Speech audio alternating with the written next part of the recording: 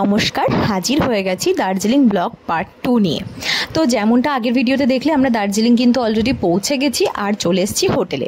আমরা যে হোটেলটা ছিলাম সেটা হচ্ছে ম্যালের ভেতরেই হোটেল মনকামনা। তো আমরা আগে থেকে অনলাইন বুকিং করেই গেছিলাম থ্রু আওয়ার ক্লোজ ফ্রেন্ড। তো যাই হোক, হোটেলে পৌঁছে গেছি। এবার ওখানটাতে আমার হাজব্যান্ড দাঁড়িয়েছে বিভিন্ন ফর্মালিটিস মেনটেন করতে। আর এই দেখো, আমার মেয়ে ভীষণ পরিমাণ চঞ্চলতা করছে, মানে বাইরে ঘরে ওর কোনো রকম ব্যাপার নেই, ও যেখানেই যায় নিজের মতন নিজে অ্যাডজাস্ট করে নেয় দুষ্টুমি করার জন্য। তো যাই হোক, সমস্ত ফর্মালিটিস মেনটেন করে ফাইনালি আমরা চলে এসেছি আমাদের ঘরে। ঘরগুলো আমাদের খুব একটা পছন্দ হয়নি, পরে তোমাদের আমি একটা রুম ট্যুরের ভিডিও দেব। তো যাই হোক, ঘরে এসে টায়ার্ড হলে তো চলবে না, ঘুরতে এসেছি বলে কথা, সাথে সাথেই ফ্রেশ হয়ে কিন্তু আমরা বেরিয়ে পড়বো খাওয়ার জন্য, কারণ ভীষণ খিদে পেয়ে গেছে। সেই আমরা বেরিয়েছি প্রায় ধরো রাত 4:30টার সময়, ভোর 4:30 তো ভোর 4:30টার সময়। আর জাস্ট টিফিন একটু করেছিলাম বাড়ি থেকে, একটু পরোটার আলু ভাজা এনে, যেমনটা তোমাদের আগেই বললাম ভীষণ পরিমাণ খিদে পেয়ে গেছিলো। তো তাড়াতাড়ি করে ফ্রেশ হয়ে নিয়ে আমরা চলে গেছিলাম খেতে। তো আমরা যেহেতু ভাতই খাবো ডিসাইড করেছিলাম, তো আমরা কিন্তু ভেজ থালি অর্ডার করেছিলাম। তো ম্যালের উপরেই একটা দোকানে, যেহেতু খোঁজাখুঁজির মতন টাইম ছিল না, আর আমরা প্রথমবার দার্জিলিং গেছিলাম, তাই জন্য বিশেষ কিছু চেনা পরিচিতিও ছিল না। জাস্ট সামনে যেটা দেখতে পেলাম সেখানেই গিয়ে ঢুকে বসে গেলাম খেতে, এইরকম একটা ব্যাপার। তো খাবার দাবার বলতে খাবারটাও আমরা মানে প্রথম না কিছু জেনে গেলে যা হয়, ভাতের চাল তো বিন্দুমাত্র সিদ্ধ হয়নি, আলু তো জাস্ট মনে হচ্ছে জলে সেদ্ধ, আলু ভাজা তো কিছুই না, জাস্ট ওই ডাল তরকারিটা দিয়েই খেয়েছিলাম, মানে খিদে পেয়ে গেলে যা হয়। তো যাই হোক, মানে দার্জিলিংয়ে গিয়েই ফার্স্ট এক্সপিরিয়েন্স আমাদের ভীষণ বাজে। তো যাই হোক, খাওয়া দাওয়া করে নিয়ে একদম টাইম নষ্ট না করে চলে গেলাম কিন্তু আমরা মহাকাল টেম্পল। তো যারা হচ্ছে মালদা থেকে বা কলকাতা থেকেই যাচ্ছ এবং পদাতিক এক্সপ্রেসে করে শিলিগুড়ি যাচ্ছ, শিলিগুড়ি থেকে গাড়ি নিয়ে দার্জিলিং পৌঁছে যাচ্ছ মোটামুটি ওই 1:30-2টোর দিকে। এবার 1:30-2টোর দিকে দার্জিলিং পৌঁছেই কিন্তু সেদিন তোমরা তোমাদের লিস্টে এই মহাকাল টেম্পল এবং মহাকাল মার্কেটটা রাখতে পারো। খুব সুন্দর লাগবে, ভালো লাগবে, উপর থেকে ভিউও খুব সুন্দর, এবং টেম্পলের ভেতরে গিয়ে তোমাকে বিভিন্ন ঠাকুরের দর্শন পাবে, সেটা তো অবশ্যই ভালো লাগবে। আর হ্যাঁ, মহাকাল মার্কেটটাও কিন্তু তোমাদের সাথে শেয়ার করব। মার্কেটে কিন্তু সুন্দর করে শপিংও করতে পারো। তো দার্জিলিং যেদিন তোমরা পৌঁছাচ্ছ সেদিন পুরো টাইমটা কিন্তু মেলে নষ্ট না করে এই জিনিসটা, মানে মহাকাল টেম্পল আর মহাকাল মার্কেট, এই দুটো তোমাদের বাকেট লিস্টে রাখতে পারো সেই দিনের জন্য। তো যাই হোক, এবার আমরা কিন্তু মহাকাল টেম্পলে উঠতে শুরু করলাম। আমাদের কোনো আইডিয়া ছিল না যে কতটা উঁচুতে জিনিসটা, না কিছু বুঝে আমরা কিন্তু উঠতে শুরু করেছিলাম। তার মাঝখানে আমার মেয়ে ছিল, তো আমরা ভাবলাম যে মেয়েকে কি আছে কোলে নিয়ে নেব। বাট বিশ্বাস করো, মানে আমরা সবাই হাঁপিয়ে যাচ্ছিলাম, বাট বাই গড গ্রেস আমার মেয়ে কিন্তু বিন্দুমাত্র হাঁপায়নি। মানে ভীষণ উঁচু রাস্তা, মানে পুরোপুরি খাড়া রাস্তা, আর প্রচুরটা উপরে উঠতে হবে। মানে আমার মা তো পারছিল না যেহেতু মানে অতটা উঠতে, ওই সেই নিচে রাস্তা, ওখান থেকে এতটা আমরা উপরে উঠে এসেছি, এখনও প্রায় হাফ এসেছি, আরও হাফ ধরো আমাদেরকে যেতে হতো। এবার মা তো দাঁড়িয়ে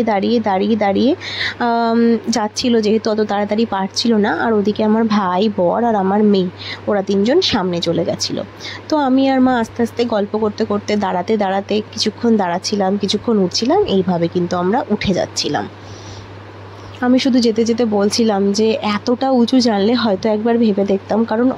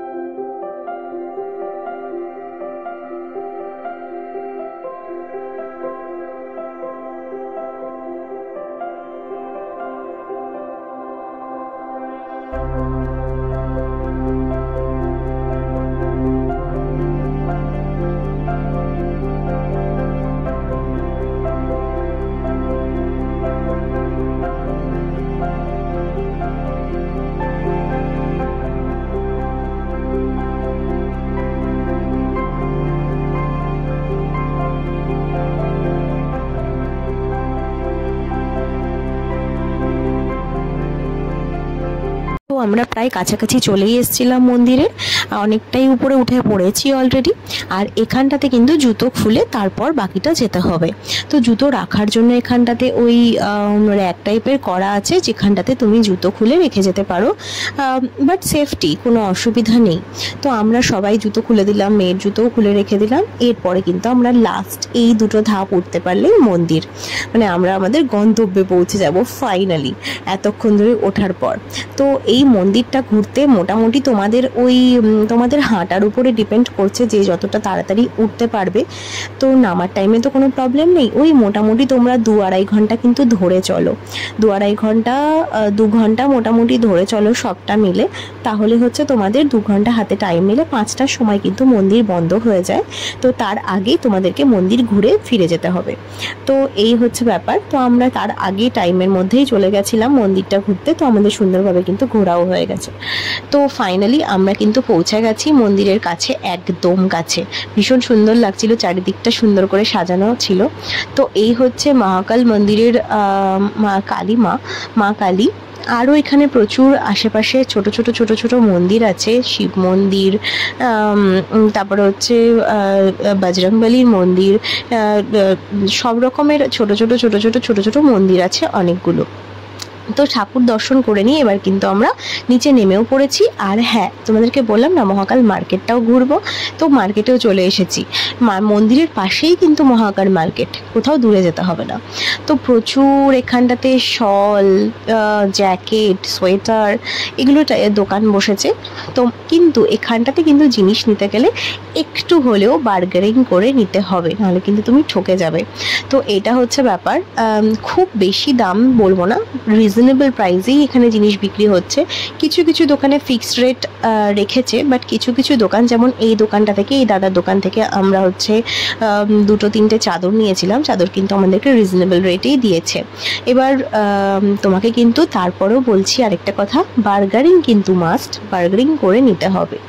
তো মানে যাই হোক, আমরা কিন্তু এই দাদার দোকান থেকে অনেকগুলোই চাদর নিয়েছিলাম। দাদার দোকানের কালেকশন কিন্তু ভীষণ ভালো। না, আমি এটা কোনো প্রমোশন করছি না, আমি জাস্ট নিজে নিয়েছি, তাই তোমাদেরকেও শেয়ার করলাম। তো কোনোদিনও দার্জিলিং গেলে এই মার্কেটটা তোমরা দেখতে পারো একবার, ভালো, আমাদের তো ভীষণ ভালো লেগেছে। তো যাই হোক, এখান থেকে এবার শপিং করে আস্তে আস্তে আমরা এবার ম্যালের দিকে যাচ্ছিলাম। আমাদের কিন্তু জ্যাকেটগুলো ভীষণ ভালো লেগেছিল, কিন্তু এখানে তারপরে দেখলাম জ্যাকেটের দোকানগুলো বেশিরভাগই হচ্ছে ফিক্সড প্রাইস, বার্গারিং করা যাচ্ছিল না। মানে ভিড় যেহেতু অতিরিক্ত ছিল, তার কারণে হয়তো আরও বেশি পসিবল হচ্ছিল না একটু বার্গারিং করাটা। বাট খুব সুন্দর। হ্যাঁ, তবে 100 টাকা করে কিন্তু মাথার টুপিগুলো আমার ভীষণ পছন্দ হয়েছে, তোমরা গেলে কিন্তু একবার দেখতে পারো।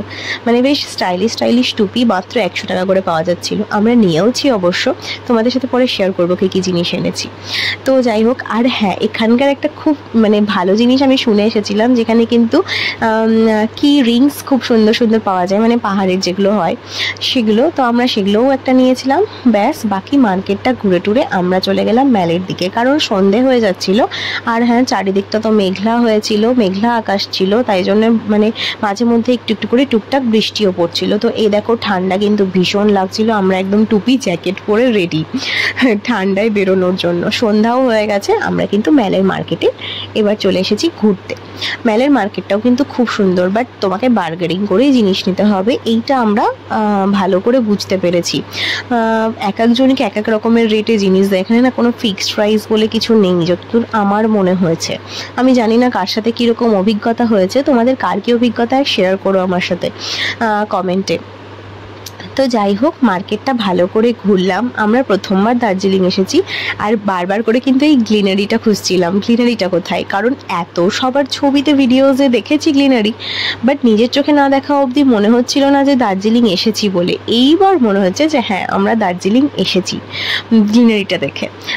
তো যাই হোক, জোকস অ্যাপার্ট, তো যাই হোক, এবার হচ্ছে আমরা পুরোটা ঘুরে নিয়েছিলাম, কিন্তু ঘুরতে না আমরা একটা সুন্দর জায়গায় পৌঁছে গেছিলাম। একটা আন্টির দোকানে, যেখানটাতে খুব সুন্দর, খুব অল্প দামের মধ্যে কিন্তু আমরা গায়ের চাদর পেয়েছিলাম। ঠিক আছে, মানে এই যে আন্টিটার দোকান যার কথা আমি এতক্ষণ বললাম তোমাদেরকে, মানে এখানেও কিন্তু আবার বলছি বার্গারিং কিন্তু মাস্ট, মানে আমরা তো মানে করতে হয়েছে এরকমটা।